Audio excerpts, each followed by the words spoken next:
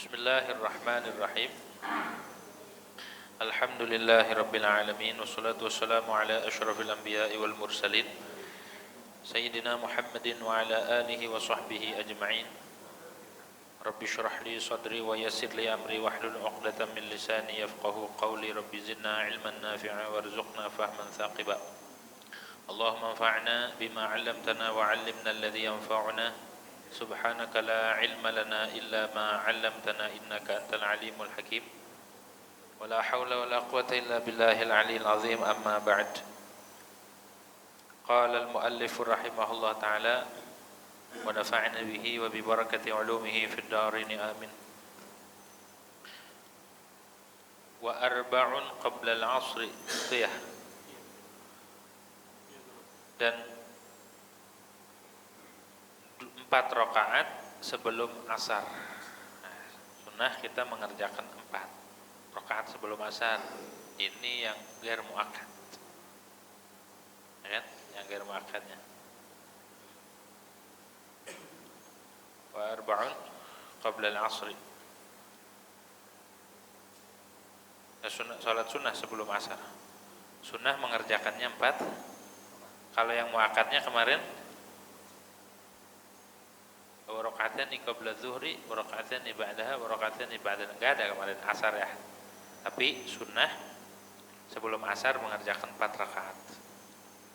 Mana dalilnya? Li hadisi, karena hadis rahimallahu ra'an shalla qabla al-'asri arba'an. Dan Nabi, semoga Allah merahmati, Allah menyayangi seseorang yang salat sebelum asar akan 4 rakaat. Jadi sebelum asar 4 rakaat. Ya. Fa yanbaghil muhafadzatu 'alaiha raja'at dukhuli fi da'watihi sallallahu alaihi wasallam. Maka sepantasnya, selayaknya al-muhafadzatu 'alaiha.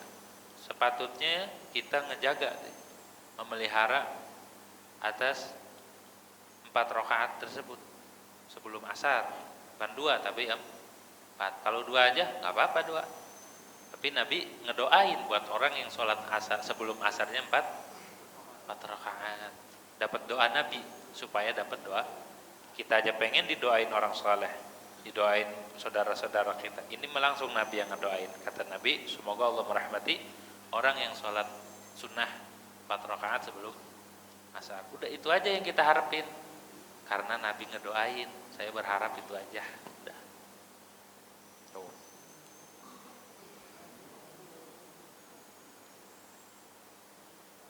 Wa raka'atani qabla al-maghribi. Nah ini. Dan 2 rakaat sebelum maghrib tadi itu. 2 rakaat sebelum maghrib masuknya ghair muakkad. Tadi sebelum maghrib 2 rakaat. Ini hadisnya takrir ketika sahabat mengerjakan, kemudian lapor ke Rasulullah SAW. Kata Nabi, ya, man syaa falyakul. Siapa orang yang hendak, silakan kerjakan. Sama Nabi enggak dilarang. Gitu. Walaupun Nabi enggak ngerjakan secara hadis fi'li, tapi Nabi tidak melarang. Ketika ada yang sholat sama Nabi dipersilakan. Secara dalil ya Nabi mengiyakan. Masuknya hadis takriri. Begitu. Juga masuk dalam umum hadis baina kulli sholatain, baina kulli adzan sholatun. Antara azan dan qomat ada sholat. Nah itu masuk. Jadi sebelum maghrib sunnah ngerjakan 2 rakaat. Wa raka'atani qabla al-isya, dan 2 rakaat sebelum isya. Ya, 2 rakaat sebelum isya. Ini yang ghair muakkad. Kalau yang muakkadnya kemarin tuh rakaatani ba'dal maghrib wa rakaatani ba'dal isya, udah lewat. Nah ini yang ghair muakkad. Sunnah sebelum isya kita mengerjakan 2 rakaat. Tapi sebagian amalan ulama-ulama kita, guru-guru kita, ada yang pas waktu maghrib habis azan enggak lama wirid yang sebelum sholat subhanallah 10, alhamdulillah 10, Allahu akbar 10, istighfar 10. Itu kapan? Kenapa enggak sholat? Enggak sholat sunnah dulu? Ada khilaf soalnya. waktu maghrib itu menurut qaul jadid sebentar, yaitu 3 rakaat sama 2 rakaat. Kalau sebelum wudu ya berarti ngambil syarat-syarat sholat dulu, wudu nutup aurat, kemudian sholat 3 rakaat, maghrib kemudian 2 rakaat, sebentar doang.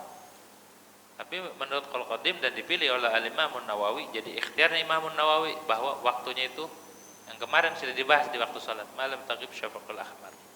Selagi belum hilang mega merah, masih ada waktu maghrib. Sekitar 1 jam 12 menitan lah. Dari mulai ghurubus syams, terbenam matahari, sampai waktu isya kurang lebih kemarin sudah dibahas ya. Di waktu-waktu sholat sejam 12 kurang lebih. Sejam lebih lah. Nah, kalau kita mengikut pendapat yang mu'tamad di dalam mazhab, kita sholatnya qadha semua.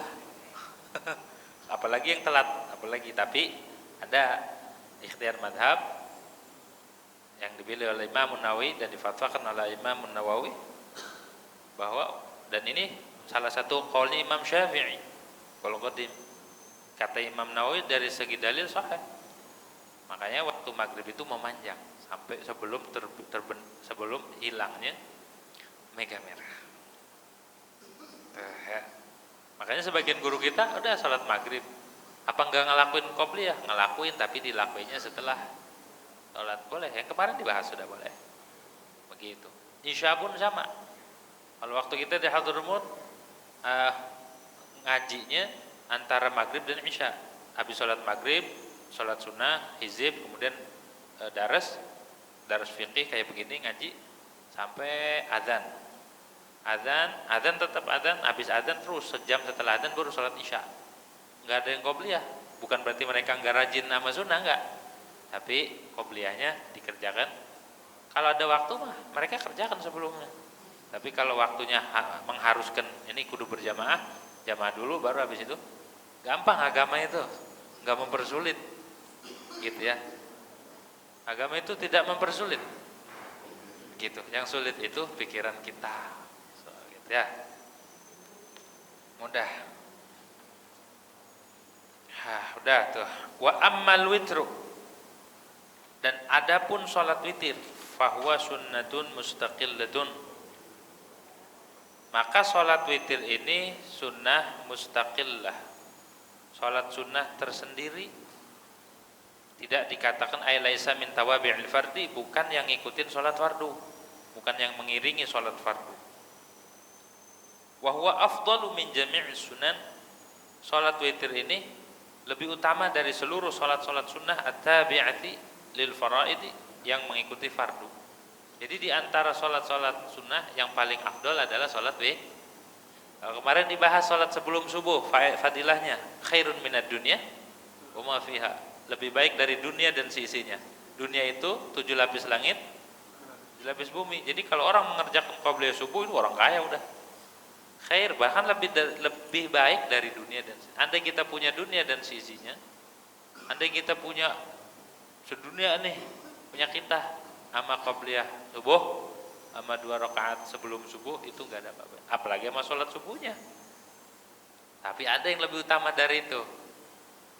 Lebih apa? Sholat witir. Jadi lebih utama sholat witir mah di atas. Mengapa demikian? Karena ada sebagian ulama yang mengatakan sholat witir itu wajib, seperti mazhab Abu Hanifah. Gitu ya. Beda fardu sama wajib dalam mazhab Abu Hanifah. Witir-witir itu maknanya ganjil. Maknanya ganjil. Karena sholat witir itu bisa 1, 3, 5, 7, 9, 11. Sudah maksimal 11. Mana dalilnya? Li khabari autiru fa innallaha witrun yuhibbul witra. Kata Nabi, witirlah kalian tuh. Diperintah sama Nabi suruh witir. Kenapa? Fa innallaha witrun. Allah itu ganjil. Yuhibbul witra, suka yang ganjil-ganjil. Suka sama ganjil. Witir maksudnya mah. Wa khabari, dan hadis al-witru haqqun wajibun ala kulli muslimin. Salat witir itu hak, wajibun ala kulli muslimin. Wajib atas setiap muslim. Faman ahabba ayyutira bi khamsin falyaf'al. Barang siapa yang suka bahwa dia berwitir dengan 5 rakaat, maka hendaklah dia kerjakan. Au bi thalasin, ataupun dengan 3, falyaf'al, hendaklah dia kerjakan. Au bi wahidatin falyaf'al, ataupun 1 boleh kerjakan juga. Rawahu Abu Dawud bi isnadin sahihin, meriwayatkan akan hadis oleh Imam Abu Dawud dengan sanad yang sahih. Gitu. Witir tuh muakkad. Wali wujubihi inda Abi Hanifah, karena menurut Abu Hanifah ini wajib salat witir nih. Satu alasannya. Makanya muakkad, makruh orang ninggalin witir, karena ada sebagian ulama yang wajibkan. Kedua, wali talabil jama'ati fi ba'dil awqat, karena dituntut berjamaah mengerjakannya dalam sebagian waktu, yaitu di separuh terakhir bulan Ramadan. Kalau witir mah di Ramadan, bukan separuh. Kunutnya di bulan Ramadan itu disunahkan berjamaah. Kalau di luar Ramadan enggak dituntut berjamaah. Kalau di Ramadan sunnah berjamaah seperti sholat tarawih. Terus kemudian mengapa enggak wajib dalam mazhab Syafi'i? Wa sarfu indana 'anil wujubi khabaru hal 'alayya ghairuha? Qala la. Yang mengalihkan dari hukum wajib menurut Imam Syafi'i dalilnya hadis ketika seorang A'rabi nanya ke Rasulullah SAW. Ada orang Baduy nanya ke Rasulullah, ya Rasulullah, apakah wajib atasku selain sholat 5 waktu? Ada enggak yang wajib lagi? Kata Nabi, la. Illa an tatawwa, kecuali sholat sunnah. Jadi enggak ada setelah sholat 5 waktu yang wajib lagi, kecuali sholat sunnah. Begitu. Terus kenapa dikatakan wajib di hadis tuh? Al-witru haqqun wajibun wa tasmiyatuhu wajiban fil hadis kata tasmiyati ghusl jum'ah wajiban fi ba'dil hadis. Itu sama aja seperti menamakan mandi Jumat wajiban akan yang wajib di dalam sebagian hadis. Mandi Jumat sunnah apa wajib? Sunnah dalam mazhab Syafi'i. Tapi sebagian ada yang mengatakan wajib. Makanya makruh orang ninggal mandi Jumat, tapi dalam mazhab Syafi'i sunnah muakkad. Ya. Mendingan berangkat awal di masjid itu kan sunnah juga. Tapi ninggal mandi, apakah berangkat belakangan tapi mandi? Mendingan berangkat belakangan tapi Kenapa? Karena mandi ini ada ulama yang mengatakan wajib, ada ulama yang berpendapat ini wajib, gitu ya. Maksud wajib di sini kata ulama fal muradu bihi mazidut ta'kid. Yang dimaksud wajib adalah mazidut ta'kid, sangat atau tambah dikukuhkan. Walidha kana afdhala mimma la tusannu fil jama'atu, oleh karena salat witir ataupun salat witir ini sangat dikukuhkan, karena afdal salat witir ini lebih utama ketimbang salat yang tidak disunahkan berjamaah. Dan witir ini bukan ratib tadi ya dikatakan. Wa man ja'alahu min ar-rawatib nadhara ila tawaqqufihi ala fi'l al-isya'i walau qada'an. Kalau dan siapa yang menjadikan witir ini termasuk salat rawatib, dia melihat kepada tawaqqufihi ala fi'l al-isya'. Karena mengerjakan witir itu butuh kepada mengerjakan isya. Jadi kalau belum isya enggak bisa witir. Harus mengerjakan salat isya dulu. Gitu ya. Kalau dia witir belum isya, maka jatuhnya sunnah mutlak. Gitu ya. Kalau dia enggak sengaja, kalau sengaja enggak bisa. Karena waktunya harus setelah mengerjakan isya. Terus kalau dia sholatnya 2 rakaat pas satu rakaat dia enggak kerjain, pahalanya witir enggak? Kan yang namanya witir yang ganjil. Dia sholat 2.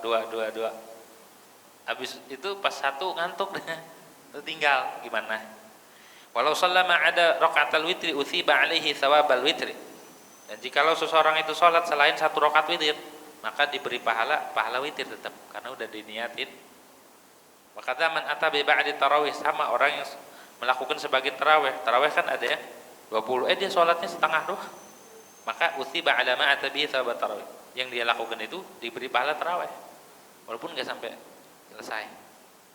Kama fi tuhfah, sebagaimana dalam kitab tuhfah, zada ar-rasyidi wa in qasada al-ikhtisar alaih, walaupun dia sengaja membatasi atas walaupun dia sengaja saya mau sholat ininya sekian doang, tetap dikata Imam Rasyidi kasih pahala segitu. Itu sholat witir.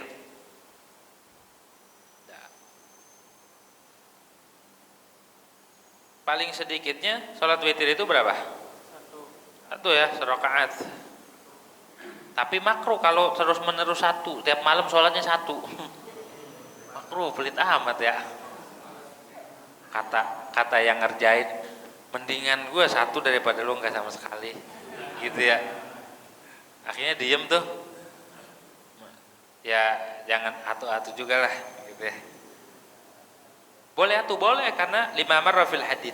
Karena di dalam hadis itu tadi dikatakan au bi wahidatin falyaf'al, atau dia maunya cuma satu. Kerjain. Gitu ya. Fala ibrata biman khalafahu, maka tidak dianggap dengan ulama yang berbeda pendapat bertentangan. Lakin qala Syarqawi al-mudawamatu 'alaiha makruhatun, kata Imam Syarqawi, melanggengkan atas satu rakaat witir itu makruh hukumnya, kata Imam Syarqawi. Kalau dia niat witir tapi dia nggak nentuin, nggak satu atau tiga, nggak, mutlak aja dia niat witir. Berapa dia bolehnya? Apakah dia diarahkan ke satu apa tiga? Dia sholat witir tapi dia nggak nyebutin tiga atau satu, mutlak ya. Walau nawal witra wa atlaqa hamalahu ala ma yuridu 'inda Ibnu Hajar. Jika seseorang niat witir, dia niat witir tapi wa atlaqa, dan dia memutlakkan, enggak nyebutin 3, 5, enggak. Maka berapa ya boleh ngerjainnya? Hamalahu ala ma yurid. Menurut Imam Ibnu Hajar Al-Haytami, kata beliau, silahkan maunya berapa dia? 3, ya udah berarti 3. Mau 5 silahkan. Enggak terikat. Kata Imam Romli 3 gitu ya. Harus 3. Wa ala thalasi 'inda Muhammad Romli. Harus 3 ketika orang niat witir tapi nggak disebutin berapa bapaknya, harus 3. Kata Imam Romli mah. Kata Ibnu Hajar terserah mau 1, mau 3, mau 5, mau 7 silahkan. Kalau dia nadar witir, saya nadar mau sholat witir, berapa itu? Walau nadarul witra lazimahu thalathun.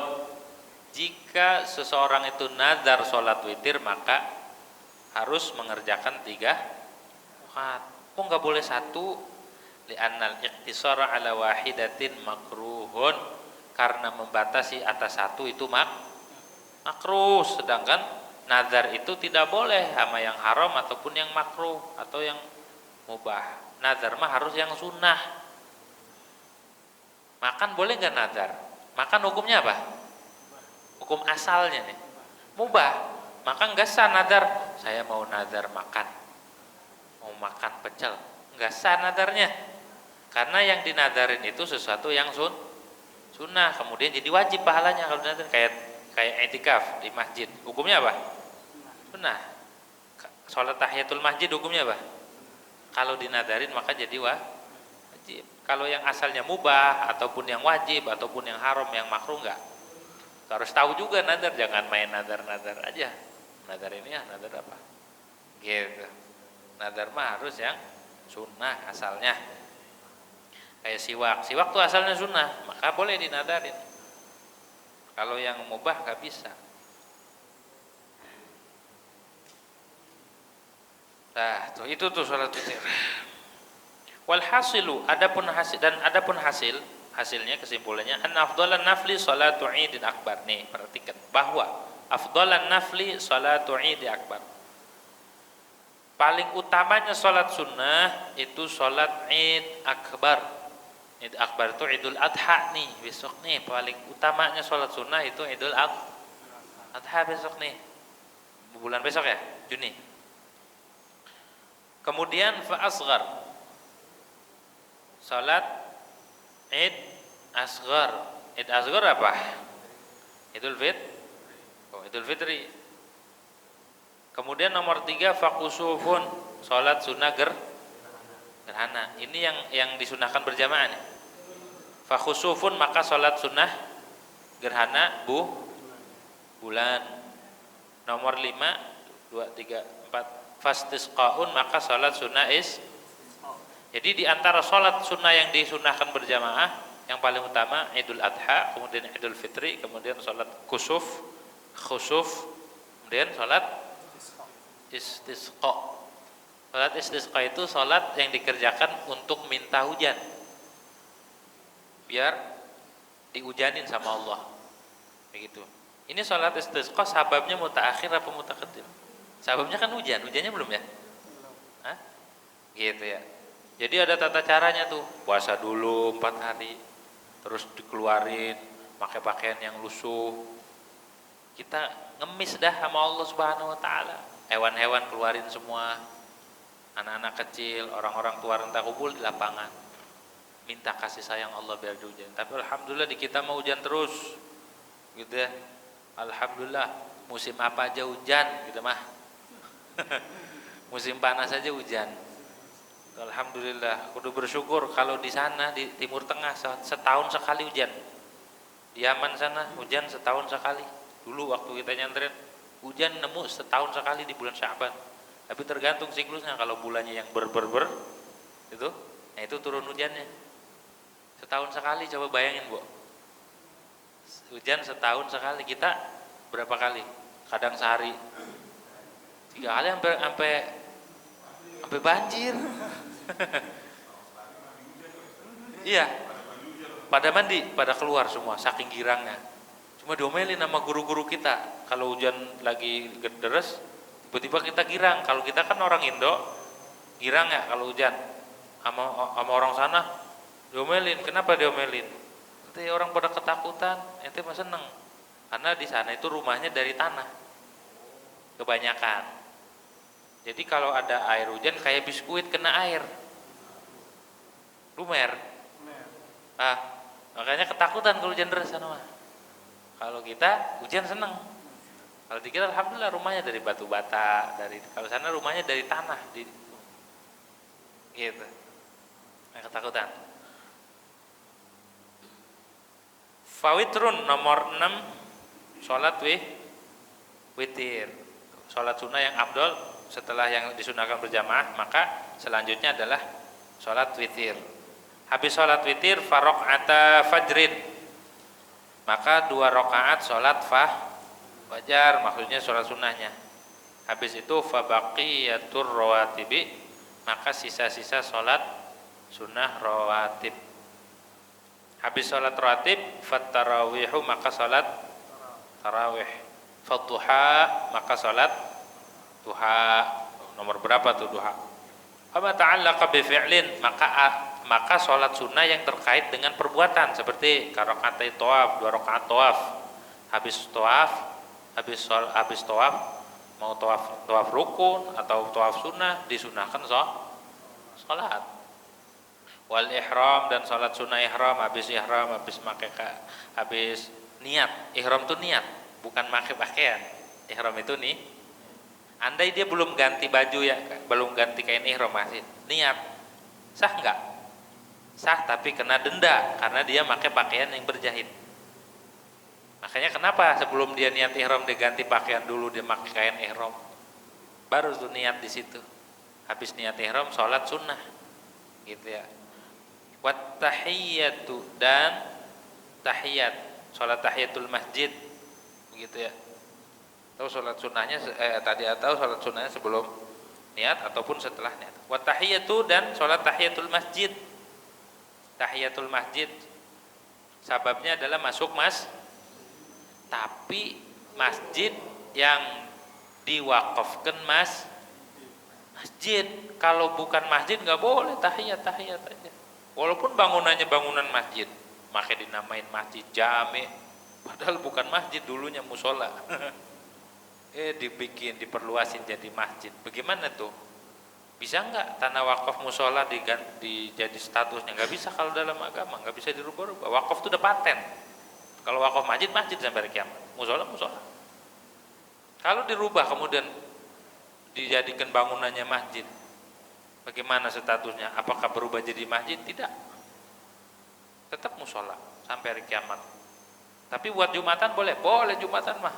Jumatan nggak harus di masjid, di lapangan silahkan di masjid, tapi afdolnya di masjid. Terus bagaimana tuh hukumnya?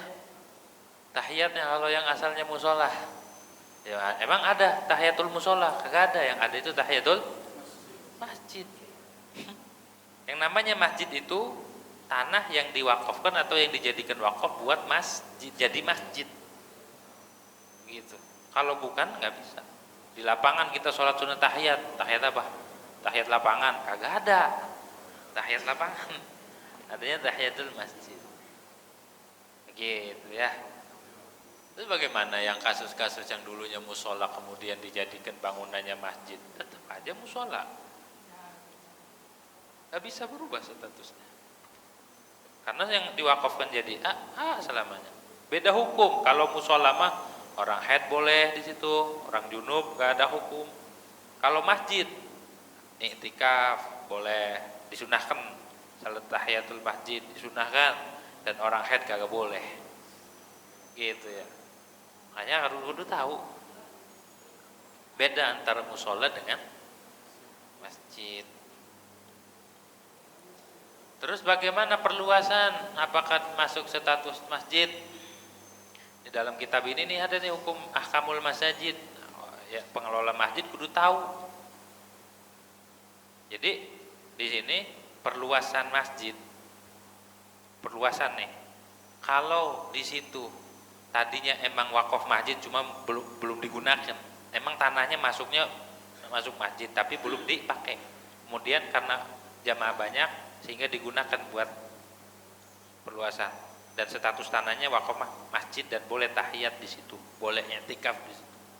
Tapi atau kita beli wakaf lagi kan, nambah nih, kita iuran, kita patungan ya, lelang buat wakaf. Nah itu masjid juga karena statusnya wakaf masjid. Tapi kalau perluasan doang tapi statusnya nggak ketahuan, maka statusnya hanya tausiah, perluasan, bukan masjid. Buat sholat sah, Jumat atau jamaah boleh. Tapi kalau buat i'tikaf sama buat tahiyatul masjid enggak. Di mana itu keterangannya? Di sini di kitab ini Bugyatul Mustarsyidin sama di kitab Bugyatul Nasyid karangan Habib Abdullah Al-Fiqih. Di situ dibahas. Dan harus diingetin, jangan main tahiyat aja. Kalau sengaja padahal enggak sah, sengaja ini tidak sah tahiyat tapi dia ngerjain, maka statusnya dia mengerjakan talabus bi'ibadah fasidah, mengerjakan ibadah yang tidak dibenarkan oleh agama. Tapi kalau dia nggak tahu, dia sholat sunnah tahiyat aja, dia nggak tahu, dikira itu masjid, maka jatuhnya sholat sunnah mutlak. Tapi kalau dia tahu, kerjain aja, maka sama dengan dia mengerjakan dengan ibadah fasidah, ibadah yang tidak dibenarkan oleh syariat. Itu ada di dalam kitab Bugyatul Nasyid. Nah, aku udah tahu ahkamul masjid. Al-Imam Zarkashi punya kitab juga ahkamul masajid, tentang hal-hal yang terkait dengan masjid. Biar tahu gitu ya. Enggak gampang. Kalau bangunan boleh. Misal tanah nyewa ataupun tanah ini. Kemudian diadakan patungan atau lelang ataupun sendiri dia. Ini saya punya duit bikin bangunan, nanti bangunannya dijadikan wakaf mas. Jadi yang jadi masjid adalah bangunan. Gitu ya. Boleh begitu. Kayak status masjid di Hawi di Hadramut, Al-Imam Haddad itu nempat di tanah sewa, nyewa ke tanah, bukan masjid. Ini tanah punya Masjid Ba'alawi, bukan masjid, sewaan. Jadi digarap sama Imam Haddad, disewa. Imam Haddad bikin masjid di situ. Padahal tanahnya bolehnya, statusnya bangunannya masjid, tanahnya. Jadi yang jadi wakaf masjid adalah bangunan. Begitu. Kemudian lagi status masjid. Kalau orang dulu mewakafkan tanah, ini tanah masjid, diwakafin, punya tanah misal 1000 meter. Nah, saya wakafin aja jadi buat masjid, jadi masjid. 7 lapis bumi ke bawah, 7 lapis langit ke atas, itu masjid.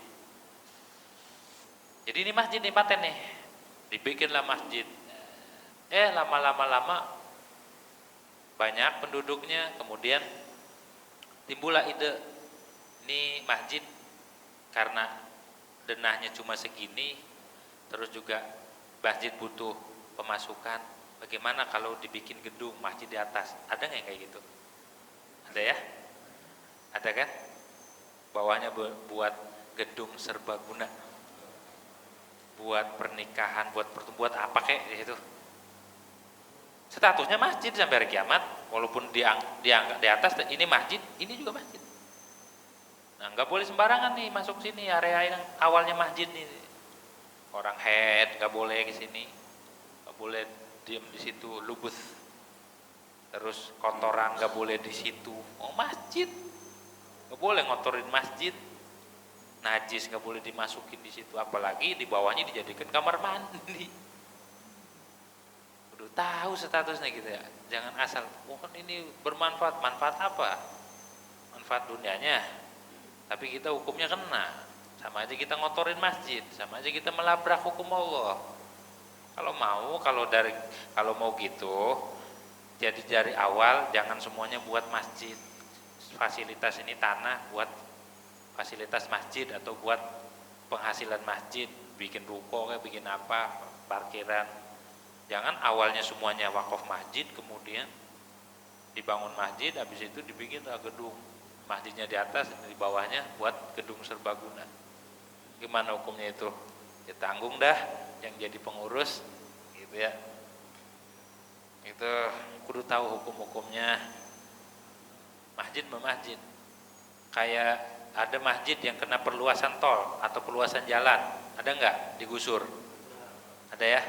Wakaf dalam mazhab Syafi'i yang mu'tamad enggak bisa digeser, dalam qaul mu'tamad dalam mazhab Syafi'i enggak bisa. Masjid ya masjid sampai hari kiamat. Kemudian dipindah ceritanya. Mungkin ada pendapat mazhab lain ataupun ulama. Tapi dalam mazhab Syafi'i kalau udah diwakafin maka raqabahnya pindah ke Allah. Kepemilikannya punya Allah, enggak bisa dijual, enggak bisa diganti, enggak bisa diapa-apain kalau wakaf.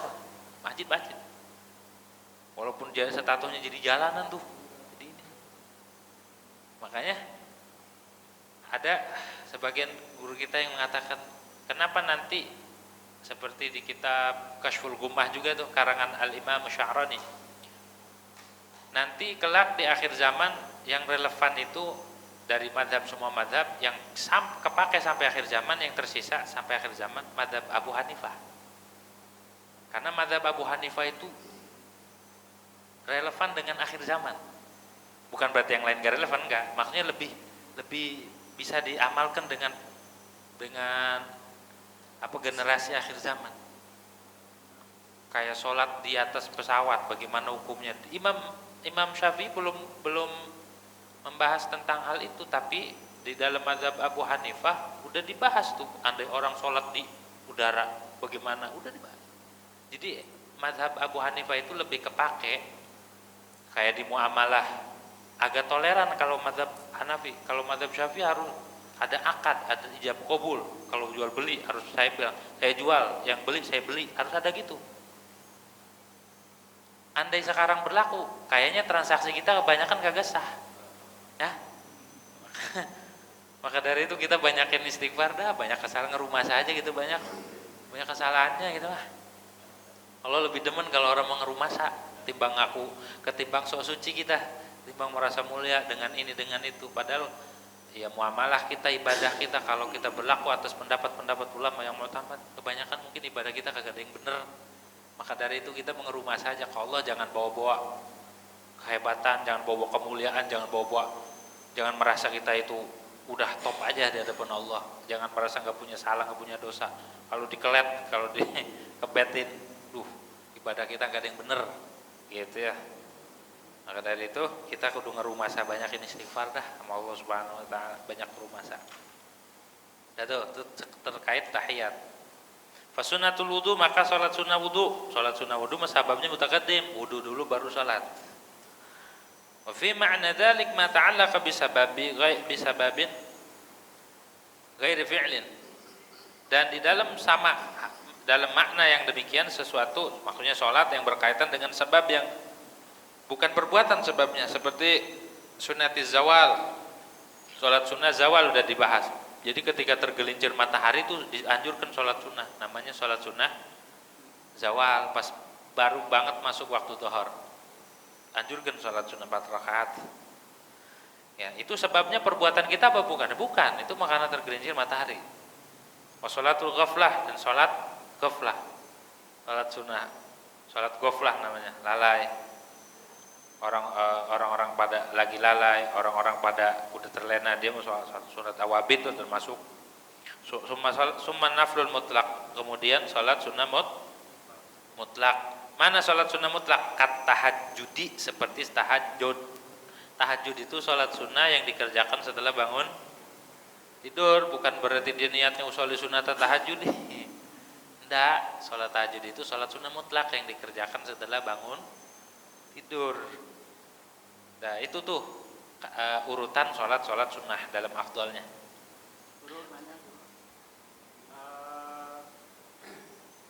Terkait dengan sholat sunnah tadi, yang paling besar sholat id di Idul Adha, kemungkinan besar di tahun ini Idul Adha mungkin bisa jadi jatuh di hari Jumat, Guru. Kemungkinan ya? Kemungkinan. Nah, ini karena Guru, kalau misalnya jatuh di hari Jumat, apakah ada pelaksanaan sholat Jumat atau enggak, atau kayak gimana, Guru?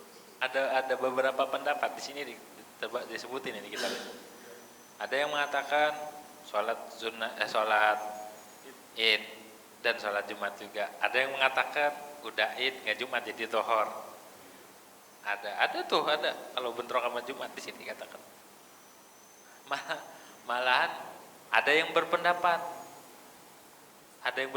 lagi nggak id nggak Jumat. Lah ini di sini nih, tapi itu mah syad, nggak bisa kita ikutin.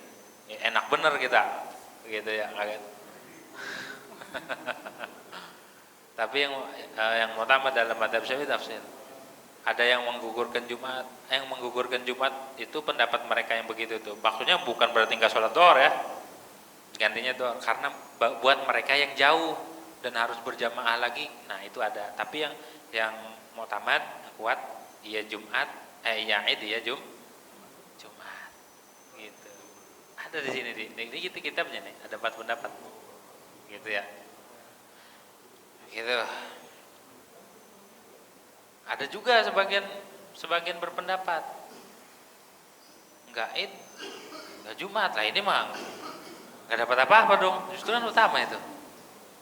Tapi yang utama adalah yaitu sholat Id juga, sholat Jumat juga buat orang yang tidak berat berjamaah ke situ. Tapi ya sekarang transportasi nggak ada yang berat, rumahnya dekat semua. Kalau zaman dulu kan Jumatan tuh di kota tuh satu.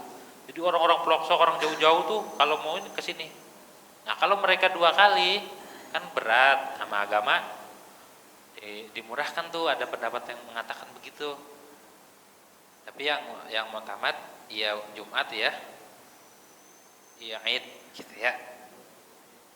Pelaksanaannya tetap, Guru, misalnya ada khutbahnya sama.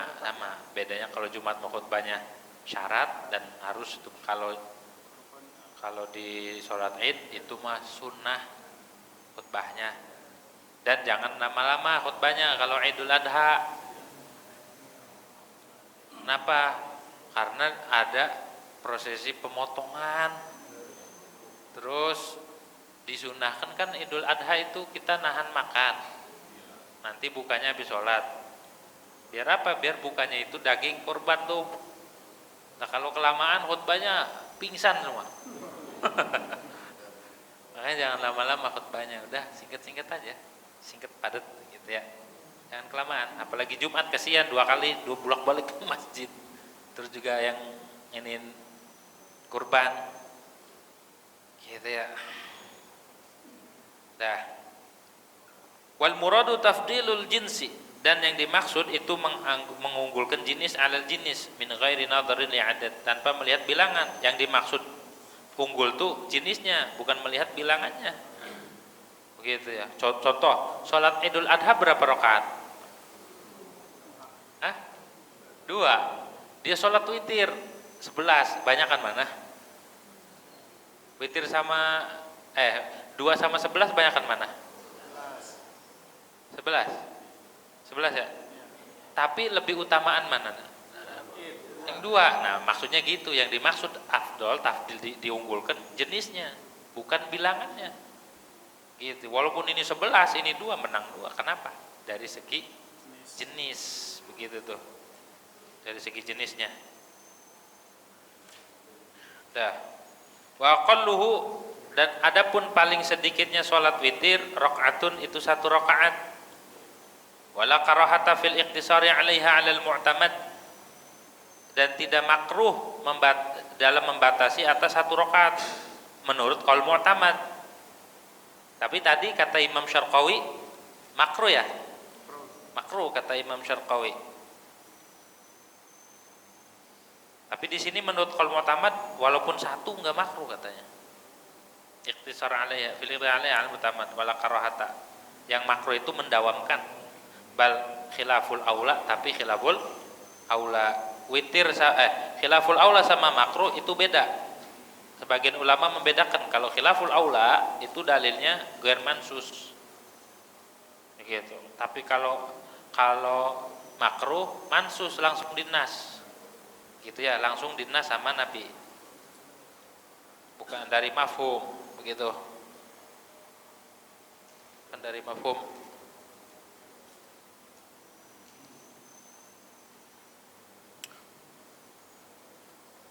Wa aktsaruhu 11, dan paling banyaknya witir itu 11. Paling banyaknya 11.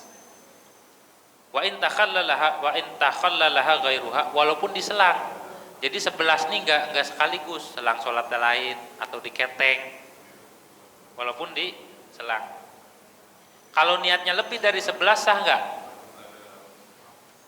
Kalau niatnya lebih dari 11 maka tidak sah. Fala tasihhu ziyadatu 'alaiha, maka tidak sah az-ziyadah 'alaiha, melebihi atas 11.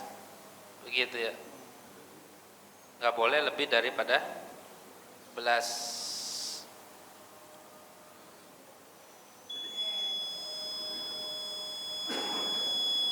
Jadi guru, kan ada pelaksanaan sholat taraweh 8 plus 3 11. Jikalau misalnya jamaah itu dia itu misalnya jadi imam ngelarin 8 dan 3 11. Habis itu dia lanjut lagi karena ada pelaksanaan taraweh tambahan lagi untuk 20. Itu nggak apa-apa guru, karena tadi witir bisa diselang. Bisa. Kan tadi andai dia sholat tarawihnya setengah doang, capek setengah doang dapat pahalanya segitu. Usiba ala ma atabihi.